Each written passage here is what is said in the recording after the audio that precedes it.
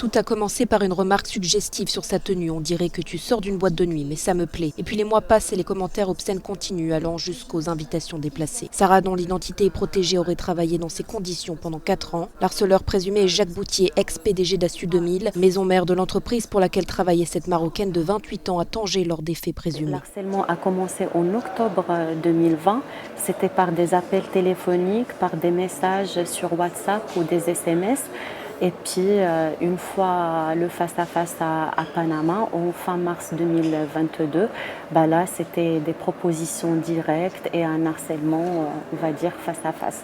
Alors que j'ai déjà dit non à maintes reprises. Sarah n'est pas la seule à avoir saisi la justice marocaine. En tout, elles sont 7 femmes à mettre en cause l'homme de 75 ans et presque une douzaine de ses collaborateurs.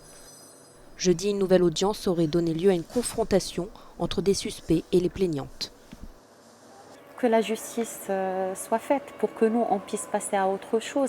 Parce que c'est ça, justement, qui va nous aider à aller de l'avant et dire, d'accord, on était victime d'une injustice grave, mais il y a une justice quand même quelque part dans ce pays et dans ce monde.